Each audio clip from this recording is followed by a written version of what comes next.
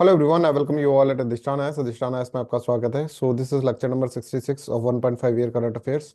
1.5 year current affairs very important for the prelims 2025। ठीक है, और हम जब तक प्रीलिम्स एग्जामिनेशन होगा आपको सारे करंट अफेयर्स यहाँ पे कवर करवा देंगे, राइट। तो जनवरी का मंथ चल रहा है, दिस इज हाई टाइम कि आप प्रीलिम्स के ऊपर पूरा फोकस होकर प्रिपरेशन करें बच्चों। हम आपके साथ हैं, हम काफ़ी चीज़ें आपके लिए लेके आ रहे हैं, जिससे आज के दिन आपको एक लेक्चर मिलेगा। आज या फिर कल मिल जाएगा एक लेक्चर, ठीक है, जिसके अंदर हम रॉ नोट से आपको पढ़ाएंगे पॉलिटी, राइट। और देखना वो कितना इंपॉर्टेंट होगा इस टाइम के हिसाब से। जैसा जैसा आपका टाइम रहता है ना, वैसे वैसे हम अपने आप को मोल्ड करते रहते हैं, ठीक है। जैसे अभी आपका टाइम आ गया एमसीक्यू ज़्यादा करने का, तो एमसीक्यू सीरीज भी हमने इसकी स्टार्ट कर दी है। शाम को 7 बजे एमसीक्यू सीरीज है। अभी ये टाइम आ गया कि आप किताबें नहीं पढ़ सकते। किताबें तो बहुत पढ़ी होंगी आपने, ठीक है, बट अब टाइम नहीं है किताब पढ़ने का। तो क्या करना है अब, हम आपको एक raw material series, raw raw notes वाली सीरीज जो होती है वो हम आपको प्रोवाइड करेंगे। That will provide you the guidance कि आपको किस तरह से पढ़ाई करनी है अभी, राइट। इसके अलावा मैं आपको बताना चाहता हूँ कि जब प्रीलिम्स एग्जामिनेशन खत्म हो जाएगा, ठीक है, आप सब मेंस की प्रिपरेशन कर रहे होंगे, तो फिलोसफी ऑप्शन हम यहाँ पर लेकर आए। ये 15 जून 2025 को ये फिलोसफी ऑप्शन स्टार्ट होगा, right. And this is going to be very important for you, because ये आपको एक कंप्लीट गाइडेंस देगा फिलोसफी के लिए, ठीक है। जो भी बच्चे मेंस 2025 लिखेंगे उस वक्त, ठीक है, या फिर जो भी मीन्स 2026 लिखेंगे, उन दोनों के लिए ही ये philosophy optional course is very very important. Answer writing included है इसके अंदर। Complete course of syllabus will be there. Detail complete notes will be provided to you. Complete course यहाँ पर होगा, कंप्लीट नोट्स आपको प्रोवाइड करे जाएंगे। और answer writing program, answer writing is very very important in the optional subject. और ऐसे फालतू की आंसर राइटिंग नहीं करेंगे हम आपको कि भाई लास्ट के अंदर जाकर आप आंसर लिख दीजिए, नहीं। डेली का आंसर राइटिंग होगा यहाँ पर। डेली के वीकली इसके अंदर टेस्ट होंगे। और ऑल इंडिया टेस्ट सीरीज रहेगी, प्लस ग्रुप डिस्कशन भी रहेगा हर टॉपिक का। और आपको बहुत कुछ मिलेगा जो आपको फिलोसफी के ऑप्शन के लिए रिक्वायर्ड है, सब कुछ आपको प्रोवाइड करेंगे, because this option is very very important for the GS papers, ठीक है, paper 1, 2, 3 and 4 as well as ऐसे राइटिंग के अंदर। आजकल आजकल ऐसे राइटिंग के अंदर ज्यादा से ज्यादा आपके फिलोसफिकल ऐसे पूछे जाते हैं। That's why this is important course, ठीक है। तो ये आप ज्वाइन करें, ठीक है। इसके साथ साथ आप अगर 31 जनवरी से पहले ज्वाइन करते हैं, 31 जनवरी से पहले, तो 30% ऑफ आपको यहाँ पर मिलेगा, ठीक है। आइए हम स्टार्ट करते हैं हमारा पहला टॉपिक, ठीक है। फर्स्ट है एटमॉस्फेरिक रिवर्स। एटमॉस्फेरिक रिवर्स क्या होती है साहब? हमने सुना तो था सर नॉर्मल रिवर के बारे में सुना। ये एटमॉस्फेयर में कौन सी रिवर फ्लो करती है, हम यहाँ पर बताते हैं। देखो अभी न्यूज में इसलिए बिकॉज साइंटिस्ट ने वार्न करा है that intensification and increase frequency of atmospheric rivers due to the global warming is worsening extreme rainfall events and weather patterns. इस कारण से एटमॉस्फेरिक रिवर्स यहाँ पर इंपॉर्टेंट बन जाती है, ठीक है। अब देखो भाई एटमॉस्फेरिक रिवर क्या है, देखो ये मान लीजिए सागर है, समुंदर, ओशन, ठीक है। इसके अंदर से पानी जो है वो इवेपोरेट कर रहा है, राइट। तो वाटर जो है in the form of vapours, ठीक है, विल बी देयर। वेपर्स की फॉर्म में वाटर रहेगा, राइट। लिक्विड की फॉर्म के अंदर वाटर हवा में, एयर के अंदर रहेगा, ठीक है। लिक्विड की फॉर्म में भी रहेगा, राइट। और कभी कभार आइस की फॉर्म के अंदर भी रहता है, तो मतलब सॉलिड की फॉर्म में भी वाटर रहता है। तो वो वाटर जो एटमॉस्फेयर में है, ठीक है, वेपर की फॉर्म में, लिक्विड की फॉर्म में, और इस तरह से, that is known as what, solid की फॉर्म में, that is known as what, that is known as atmospheric water और atmospheric river. Are you getting this? Vapours, ठीक है, वेपर के फॉर्म के अंदर, या फिर लिक्विड की फॉर्म के अंदर, या फिर आप देखेंगे सॉलिड फॉर्म के अंदर छोटा छोटा पार्टिकल जो होता है, ठीक है। आइस की जो पार्टिकल्स होते हैं वो, राइट, ये सब जो होते हैं that is known as what, that is known as atmospheric river. I hope this is clear to everyone. चलो इसकी डेफिनेशन पढ़ते हैं बच्चों। Is a long narrow band, ठीक है, लॉन्ग है, बड़ी सारी इस तरह से यहाँ पर एक बैंड की तरह होता है ये, राइट, बड़ा सारा, राइट। और लॉन्ग ज्यादा होता है और ये विड्थ इसकी कम होती है, right. is a long narrow band of the moisture filled air in the atmosphere that transports significant amount of water vapor from the tropical region to the higher region। अब देखो भाई साहब, ये रही अर्थ, ठीक है, ये हमारा ट्रॉपिकल रीजन है, ये इक्वेटर है, ये ट्रॉपिकल रीजन है। यहाँ पे हीट पड़ेगी, ठीक है, यहाँ पर हीट पड़ेगी, और हीट से वाटर वेपर बनेगा। वाटर वेपर जो होगा वो एयर के अंदर रहेगा, ठीक है। तो that is known as atmospheric river, उसको एटमॉस्फेरिक रिवर अपन बोलते हैं। This moisture land laden air masses are then transported to the mid latitudes at prevailing westerlies and interact with the weather system like cyclone or the fronts, ठीक है। अब देखो यहाँ पर, ठीक है, ये है, यहाँ पे हुई, और ये हायर लैटिट्यूड के अंदर जाके यहाँ पर वाटर वेपर जो होगा वो ऊपर जाएगा, ठीक है। ऊपर जाके इस तरह जाके नीचे गिरेगा, फिर लोअर लैटिट्यूड पे। आप ये समझ रहे हैं, ठीक है। जैसे ये है, यहाँ से उठा, यहाँ से उठ के इस तरफ जाएगा और फिर नीचे गिरेगा, तो हायर लैटिट्यूड के अंदर ही चला जाएगा, राइट। ट्रॉपिक से हायर लैटिट्यूड में चला, फिर वहां पर वेस्टर्लीज होती है वो उसको लेकर चल जाती है। तो इस तरह का कुछ एक सिस्टम है, ठीक है। यहाँ पर देखो इस तरह का, ये देखो वाटर वेपर जो है वो मूव कर रहे हैं, ठीक है। तो that is known as what, that is known as atmospheric river. अब ये कहीं जाकर, ठीक है, कहीं जाकर मान लो ज्यादा ऊंचाई पे चले जाते हैं या फिर कहीं ओरोग्राफिक करेक्टरिस्टिक्स आ जाती है, जैसे पहाड़ आ गए, तो वहां से भिड़कर ये क्या करते हैं, रेनफॉल कर देते हैं एकदम से। देखो यहाँ पर रेनफॉल कर दी। तो I hope this is clear to everyone. Sir तो इसको रिवर क्यों बोल रहा है भाई, ये बहुत तगड़ा वाला पानी फ्लो हो रहा है, ठीक है, एक बैंड के फॉर्म में फ्लो हो रहा है, ठीक है। और ये कभी भी कहीं पे भी ज्यादा बारिश कर सकता है, सूखे में भी बारिश कर सकता है, और कहीं इतनी ज्यादा बारिश कर सकता है कि वहां पे फ्लड आ जाए, इतना पानी होता है ये, ठीक है। तो देखो atmosphere layers are the giant band of the water vapors in the sky. They are on average 800 kilometre wide, ठीक है, and several hundred kilometre long. देखो 800 किलोमीटर वाइड और सेवरल हंड्रेड किलोमीटर लॉन्ग, भाई साहब आप समझ रहे। और पूरा का पूरा इसके अंदर इस तरह से, ये तो एक तरह से गाड़ी की तरह है, गाड़ी, गाड़ी चल रही है, रेलगाड़ी, ठीक है। और ये रेलगाड़ी जो होगी इसको एक पाइनएप्पल एक्सप्रेस भी बोलते हैं, है ना, पाइनएप्पल एक्सप्रेस। कुछ कंट्रीज में इसको पाइनएप्पल एक्सप्रेस भी बोलते हैं, राइट। तो I hope this is clear to everyone, यहां तक समझ में आ रहा है। तो कैरेक्टरिस्टिक देखो, atmospheric rivers are typically several thousand kilometre long but only a few hundred kilometre wide, ठीक है। They can carry more water than the largest river on the earth. जो अमेजोन रिवर है उससे भी ज्यादा पानी इसके अंदर होता है, इस बैंड के अंदर, उससे भी ज्यादा पानी यहाँ पर है, ठीक है। I hope this is clear to everyone, है ना। I hope this is clear to everyone, यहाँ तक अब समझ में आ रहा है आपको, ठीक है। मॉइस्चर ट्रांसपोर्ट अगर हम देखें, they are crucial for transporting moisture, एक जगह से दूसरी जगह मॉइस्चर ये ट्रांसफर करते हैं, right, accounting for about 90% of the movement of the water vapour from the tropics towards the pole. Pole की तरफ जाता है इसका पानी, ट्रॉपिक से पोल की तरफ जाने की कोशिश जाता है, राइट। टाइप्स क्या है, well known type of the atmospheric river is pineapple express which channels moisture from the Hawaii to the western coast of the North America. Hawaii से जाकर western coast of North America तक ये जाता है, ठीक है। इस तरह से आप इसका, तो हवा में एक रिवर तैर रही है, ठीक है, कभी भी कहीं पर भी जाके भिड़ के वहां पर पानी पटक सकती है, राइट। चलो, also called and flying river are relatively long, long होती है वैसे, लॉन्ग जैसे 2000 किलोमीटर तक लंबी है, राइट, और 500 किलोमीटर तक वाइड है, right, and nearly 3 kilometre depth, deep. Deep मतलब इतना सारा पानी उसके अंदर, पानी जो है वो घूम रहा है, right. Atmospheric rivers are a part of larger system of extra tropical cyclones and that transport heat and moisture from the tropics towards the pole, right?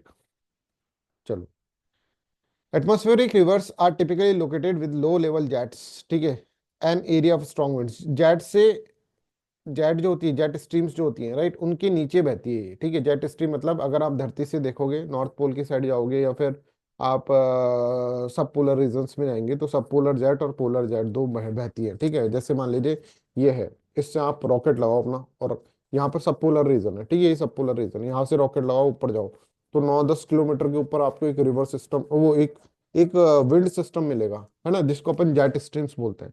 तो ये जो होते हैं ये जेट स्ट्रीम से नीचे रहते हैं, एटमॉस्फेरिक रिवर्स जो होती है वो जेट स्ट्रीम से नीचे रहती है। They are largest transport mechanism of fresh water. Fresh water जो है अर्थ पे सबसे ज्यादा कौन सी रिवर में जा रहा है, ये एटमॉस्फेरिक रिवर के अंदर ही।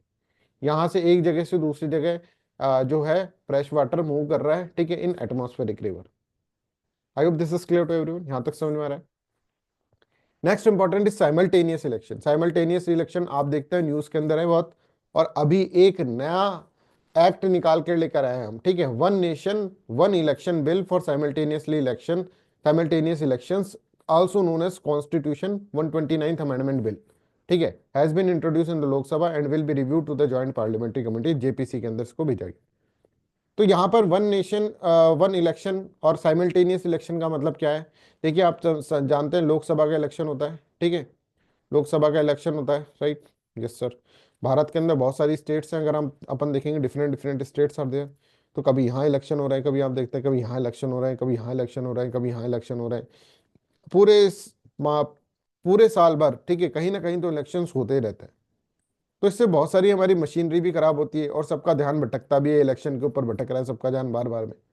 तो इट्स बेटर कि भाई जब लोकसभा का इलेक्शन होता है तभी सभी स्टेट्स का भी इलेक्शन तभी हो जाए, मजा आ जाएगा फिर उससे क्या होगा, इसका एडमिनिस्ट्रेटिव मशीनरी एक बार इधर उधर थोड़ा सा मेहनत करनी पड़ेगी, पर फिर ये 5 साल पूरे साल ही इलेक्शन चल रहे हैं कहीं ना कहीं, ऐसा नहीं होगा ना फिर।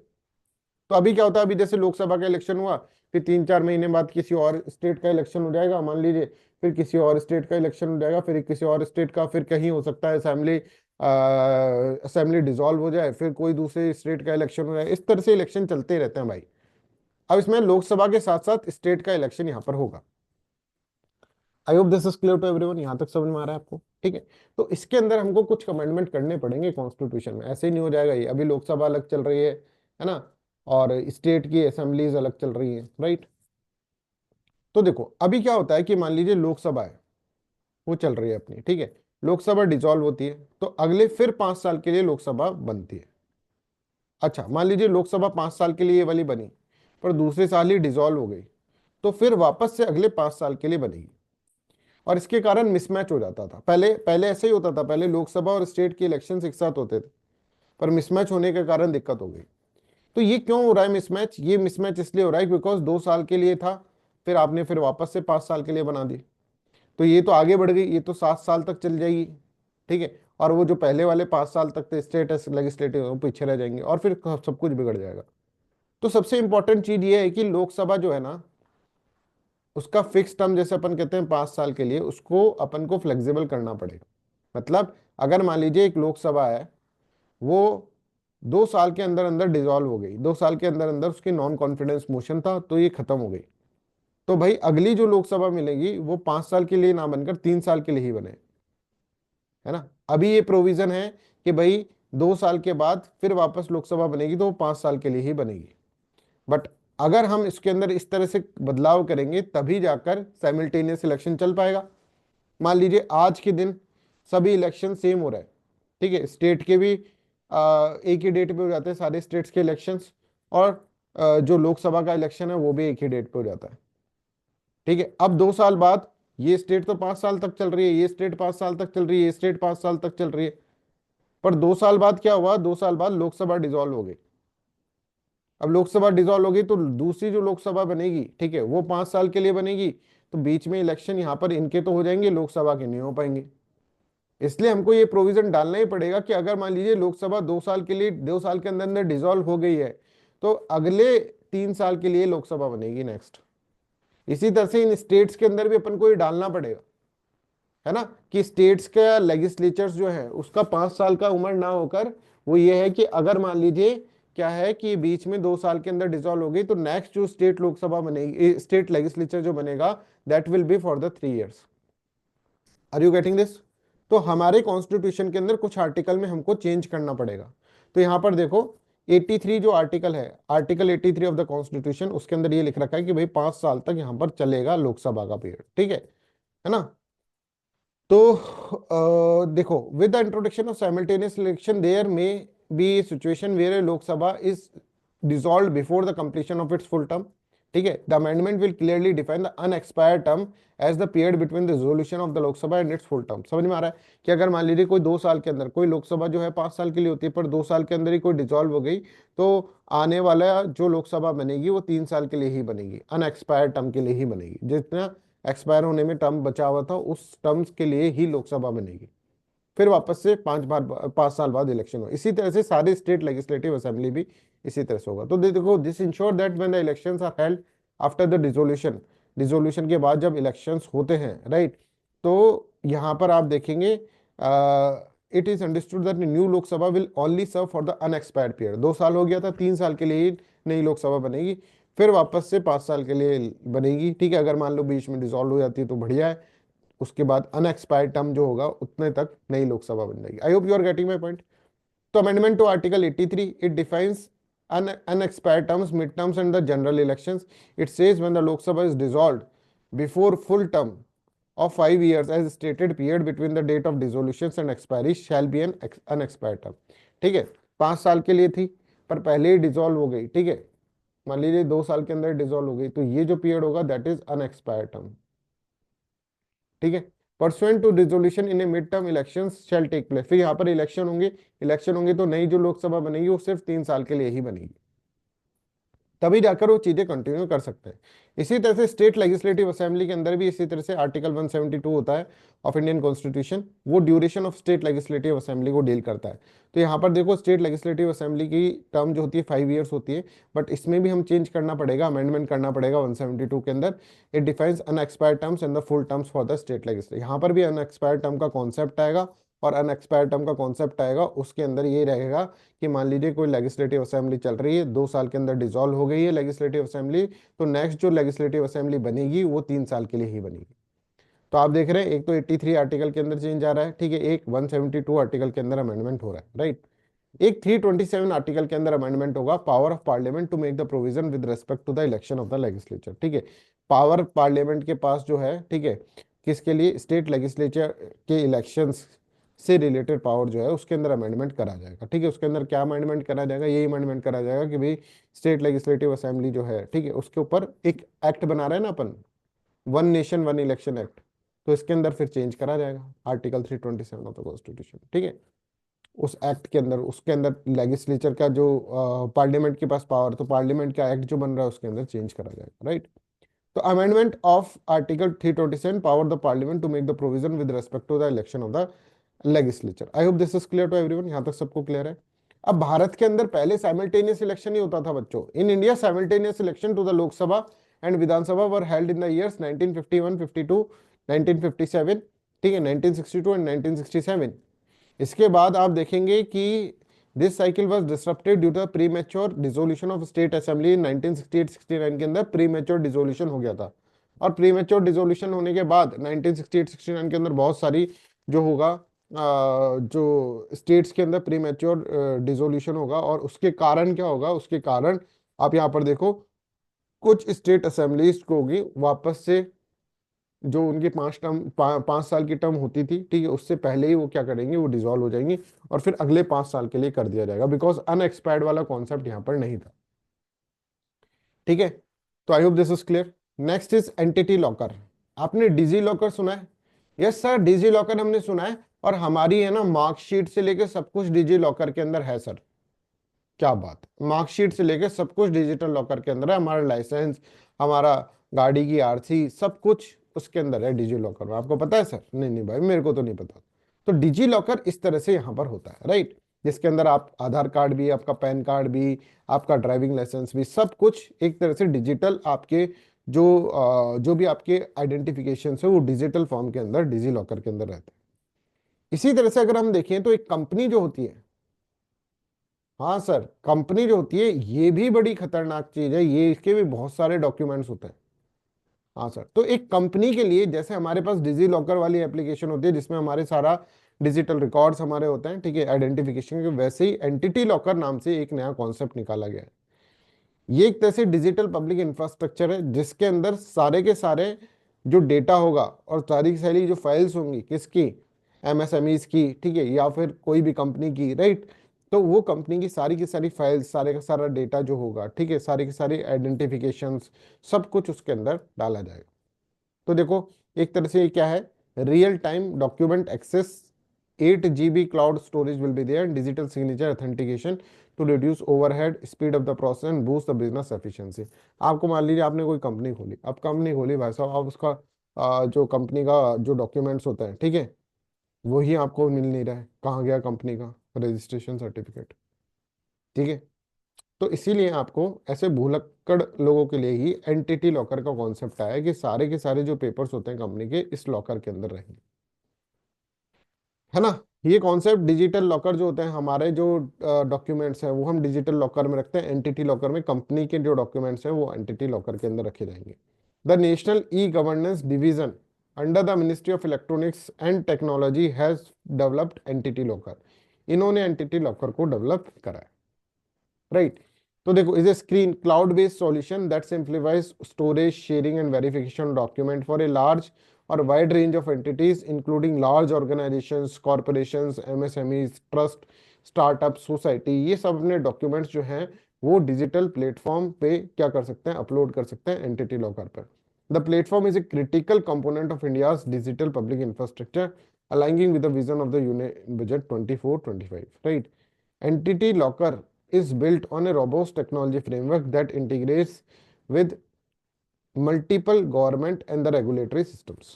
ठीक है, offering real time access and verification of the document कर सकते हैं, consent based mechanism for secure sharing of sensitive information, Aadhaar authenticated role based access management to ensure the accountability, 10 GB of encrypted cloud storage for the secure document management और legally valid document digital signature for the authentic documents. ठीक है, तो I hope this is clear to everyone. तो this is what, this is the entity locker, ये entity locker. चलिए next जो अपन करते हैं, साइबेरियन क्रेन है एक, ठीक है। साइबेरियन क्रेन के अंदर, अच्छा ये सब चीजें तो आपने पढ़ ली। Entity locker is a digital platform design to help organisation manage their document securely and efficiently. ठीक है, एक बार इसको पढ़ लेते हैं पूरा जो अपन ने समझाया अभी तक। It is similar to the DigiLocker. DigiLocker is for the individuals while entity locker focuses specifically on the business including large corporations, startups and small and medium enterprises। ठीक है, एग्जाम्पल कि digit document upload, the company uploads all necessary document into its entity locker accounts. ठीक है, bank can access this document directly through the platform. आपसे पूछेगा bank कि भाई आपके डॉक्यूमेंट्स क्या हैं, तो अरे भाई डाल रखे हैं हमने एंटिटी लॉकर में, उससे ले लो। ठीक है, तो वो ले लेगा। Right, verifying them against the government database without the need of physical copies. कोई फिजिकल कॉपीज की आपको रिक्वायरमेंट नहीं होगी। Sharing document, if bank requires additional information company can easily share it. ठीक है, शेयर कर सकती है। ठीक है, document directly from its lockers to the bank accounts on the platform. तो लॉकर से बैंक अकाउंट के अंदर जा पाएगा। राइट, चलो अब देखो जैसलमेर के अंदर क्या हुआ था। राजस्थान है, जैसलमेर के राजस्थान के अंदर है, वहां पर है ना कुछ माइग्रेटरी बर्ड्स आ रही थी। ठीक है, माइग्रेटरी बर्ड्स उड़ती उड़ती उड़ती उड़ती एकदम से नीचे गिर गई बहुत सारी। ठीक है, 15 से 20। तो लोगों को समझ में आया कि भाई यहाँ पर हो सकता है H5N1 बर्ड फ्लू हो रहा हो उनको। ठीक है, तो वहां पर स्प्रे स्प्रे करा गया, फिर सब कुछ। पर देखा गया कि यार क्यों ये हुआ। पहले तो क्या होता था, ये लोग आते थे, माइग्रेटरी बर्ड्स क्या होता है मैं आपको बताता हूँ। पहले तो ये लोग आते थे ना, तो जैसलमेर के अंदर जो पावर लाइन्स हैं वहां से अटक कर अलझ कर मर जाते थे, करंट लगकर। ठीक है, अब ये क्रेन है, ठीक है, that is known as Siberian demoiselle crane. ठीक है, साइबेरियन डेमोसिली क्रेन नाम की क्रेन है ये। ठीक है, ये बहुत दूर से आती है, परदेसी है, माइग्रेटरी बर्ड्स। माइग्रेटरी बर्ड्स का मतलब क्या होता है, बहुत दूर से, बहुत कॉन्टिनेंट पे कॉन्टिनेंट करके पार करके आई हुई है। ठीक है, ये आती हैं विंटर के समय में आती हैं। ठीक है, एक पर्टिकुलर पीरियड के अंदर आती है हमारे देश के अंदर, हमारे देश के अंदर थोड़ी देर के लिए रुकती है और फिर उड़ जाती हैं, फिर उड़ के वापस से अपने देश में जाती है। बहुत मतलब घुमक्कड़ घुमक्कड़ प्रजाति की जो होती है ना, that is known as migratory birds. तो देखो, smallest of crane species which is both solitary and social in its in behaviour. ठीक है, ये कुछ क्रेन्स जो होती हैं, ठीक है, साइबेरियन क्रेन्स, वो सॉलिटरी होती हैं, कुछ सोशल होती हैं बिहेवियर के अंदर। राइट, कुछ अलग रहना पसंद करती हैं कि भाई मेरे से कोई बात मत करो। ठीक है, वैसे टाइप की, और कुछ सोशल होती है बिहेवियर के अंदर। Right, this bird is symbolically significant in the culture of the India where it is known as kunj और कुर्जा। ठीक है, हमारे भारत के अंदर इसको कुंज और कुर्जा बुलाते हैं। These cranes are migratory birds traveling long distance from their breeding to their wintering ground. ठीक है, ब्रीडिंग से लेकर विंटरिंग ग्राउंड। ठीक है, देखो विंटर के समय पे बहुत ज्यादा ठंड पड़ती है, तो ये कहीं ना कहीं इधर उधर हो जाती है। साइबेरिया के अंदर तो बहुत ठंड पड़ेगी, तो ये इधर इधर आ जाती है, नीचे की तरफ आ जाती है। राइट, विंटर के टाइम पर। तो देखो habitat, it habitats fields, deserts, fields में रहती हैं, डेजर्ट्स में रहती हैं, steppes and plains with the water in the general vicinity. Distribution अगर हम देखें, they are found in the central Euro Siberia. ठीक है, ranging from the Black Sea to Mongolia and north east China. और भारत के अंदर भी ये आती हैं, भारत के अंदर आती हैं, तो आप देखेंगे नॉर्थ पोल से आ रही है भारत के अंदर। ठीक है, तो भारत के अंदर उड़ रही थी, एकदम से बीच से नीचे गिर गई। हमको पता चला अरे भाई इसमें तो कुछ हो सकता है, इनकी बीमारी हो गई हो। This crane has started it's longest course yet. ठीक है, अब देखो ये भी 2024 की न्यूज है। इसके अंदर ये जो क्रेन है, साइबेरियन डेमोसिली क्रेन, पहली बार उस 3670 किलोमीटर नॉर्थ पोल से राजस्थान ये आई थी उड़कर। ठीक है, इतना लंबा उन्होंने, पहली बार इतना लंबा उन्होंने डिस्टेंस तय करा था। राइट, आगे हम पढ़े, Siberian demoiselle crane breeds in the central Asia and Siberia and migrates to India to avoid the cold winter month. ठीक है, विंटर मंथ के अंदर जो कोल्ड हो जाता है, तो ये माइग्रेट कर जाती है नवंबर दिसंबर के महीने में, साइबेरिया से नीचे आ जाती है। अरे भाई बहुत ठंड लगी है, चलो भाई भारत चलते हैं। During its migration it also stops in the countries like Pakistan, Iran, यहाँ पर रुकती है। और भारत के अंदर ये जब आती है तो राजस्थान के वेटलैंड्स के अंदर, गुजरात के वेटलैंड्स के अंदर, यहाँ पर ये आती है। I hope this is clear to everyone, यहाँ तक समझ में आए? फिर आईयूसीएन स्टेटस अगर हम इसका देखें तो लीस्ट कंसर्न है by the IUCN red list. IUCN red list को बोलती है कि भाई ये तो लीस्ट कंसर्न है, indicating that it is not currently significantly risk of extent. देखो थ्रेट, थ्रेट ऑफ एक्सटेंट और थ्रेट, थ्रेट जो होता है, थ्रेटेंड एक्सटिंक्शन का मतलब क्या होता है कि या तो क्रिटिकल एंडेंजर्ड हो, या वल्नरेबल हो, या फिर एंडेंजर्ड हो। तो थ्रेटेंड विद एक्सटिंक्शन बोलते हैं उसको, थ्रेटेंड विद एक्सटिंक्शन, कि ये एक्सटिंक्ट होने को के कगार पे है। पर अगर कोई मान लीजिए लीस्ट कंसर्न है, ठीक है, तो उसका ये है कि भाई हाँ ठीक है, खूब है, भारी मात्रा में है ये, अभी इनके लिए ऐसे कोई कंसर्न करने की जरूरत नहीं है, ठीक है। Siberian demoiselle crane is listed under the appendix second of the convention on migratory species। convention on migratory species जिसको अपन बॉन कन्वेंशन भी बोलते हैं, बॉन कन्वेंशन, उसके अपेंडिक्स सेकंड के अंदर, सेकंड अपेंडिक्स के अंदर ही आती है। Khichan in Rajasthan is India's first demoiselle cranes conservation site. सबसे पहली कंजर्वेशन साइट जो है वो ये है Khichan in Rajasthan, right. I hope this is clear to everyone, यहाँ तक सबको क्लियर है। And that's all for today's class, thank you so much for listening me. 7 PM पर आपकी एक इंपॉर्टेंट क्लास होगी, बताओ कौन सी क्लास होगी? ठीक है, एमसीक्यू की क्लास होगी, इन्हीं के ऊपर अभी जो अपने टॉपिक्स पढ़े इन्हीं टॉपिक्स के ऊपर एमसीक्यूज आपसे पूछे जाएंगे, ठीक है। तो that's all for today's class, thank you so much, bye bye, take care and have a nice day.